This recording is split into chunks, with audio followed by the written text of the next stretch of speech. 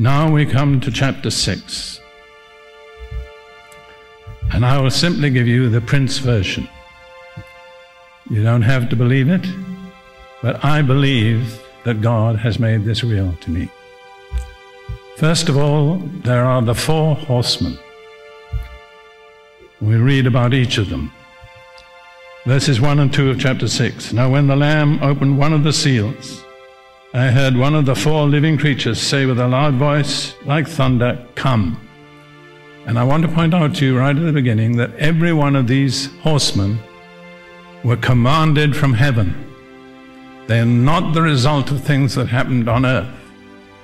The initiative came from God. You need to know that.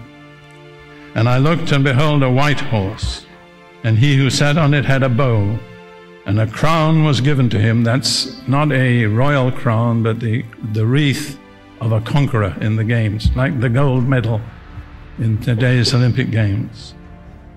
And he went out conquering and to conquer. Now, a lot depends on how you identify that white horse.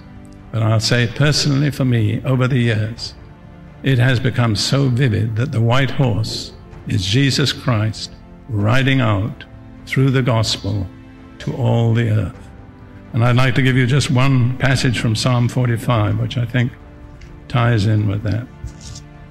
Psalm 45, the first few verses. This is what they call a messianic psalm. In other words, it's a revelation of the Messiah. We'll just read the first 5 verses. To me, this is a description of the one who rode on the white horse. He went out conquering and to conquer. He was undefeatable. There was no power on earth that could defeat him.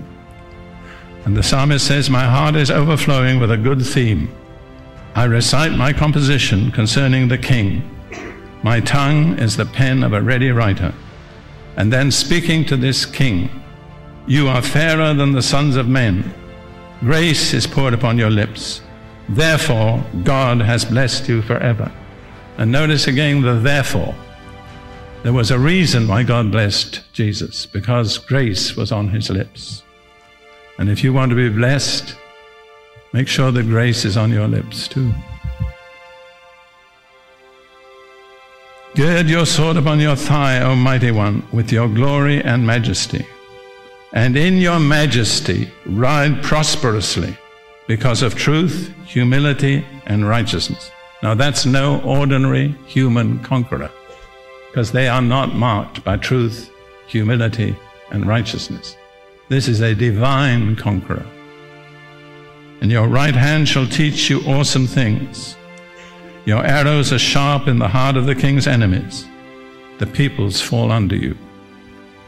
I believe those are the arrows of Holy Spirit conviction that can pierce human hearts and cause people to fall before him. Now going back to chapter 6, we come to the second horse. When he opened the second seal, I heard the second living creature saying, "Come." And notice this creature also, this horse also was commanded from heaven.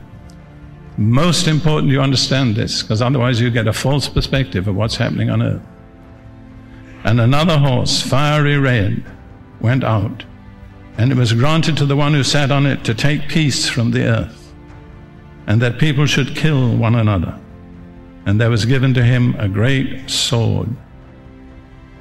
I understand that to be ethnic conflict. Something released on earth that makes people of one nation group attack and seek to destroy one another. And this is seen almost all around the globe today, in South Africa, North Africa, Israel, Yugoslavia, much of the former Soviet Union. And I predict that there will be no nation on earth which will finally be spared from this. And I would ask you to consider what it would be like if that red horse began to ride through the United States with so many different racial groups. We've seen a little of it between black and white, but I believe there is more to come. And I want to emphasize, this horse was ordered from heaven. It's part of judgment.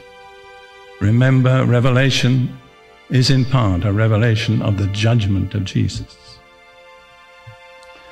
The third horse, in verses 5 and 6, when he opened the third seal, I heard the third living creature say, "Come." And I looked, and behold, a black horse, and he who sat on it had a pair of scales or balances in his hand. And I heard a voice in the midst of the four living creatures saying, "A quart of wheat for a denarius, and 3 quarts of barley for a denarius, and do not harm the oil and the wine." Now this black horse to me is a very obvious picture of shortage and rationing. And denarius was a working man's daily wage. So a working man at that time would get just enough money to feed himself. And then it says, "Do not hurt the oil and the wine." This is my personal understanding. The oil and the wine were reserved for the rich. And in the midst of the shortage, there were those who were living in luxury. And basically, that's happening in the world today. The poor are getting poorer, and the rich are getting richer. And with some wonderful exceptions, the rich do not care for the poor. They care for themselves. They are gripped by that spirit of self-love. Now we come to the fourth horse. When he opened the fourth seal, I heard the voice of the fourth living creature saying, "Come." And I looked, and behold, a pale horse, and the name of him who sat on it was Death, and Hades followed with him. And authority was given to them over 1/4 of the earth, to kill with sword, with hunger, with death, and by the beasts of the earth.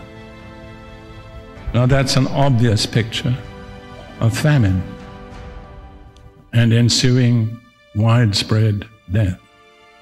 And it says actually it would affect the 1/4 part of the earth.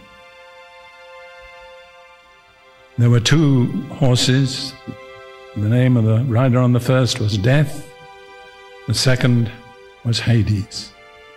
Death claims the bodies of men. Hades claims the souls of men. And notice authority was given to them. Where did the authority come? From God, from the throne. Now, as I meditate on those 4 horses, there is one conviction that becomes stronger and stronger in me. And it's a message for God's people. The message is this: the white horse has to stay ahead of the other 3 horses. We have to get there with the offer of mercy through the gospel before these terrible judgments fall on people. And I think I can say that Ruth and I are motivated by a passion to see that white horse get there on time.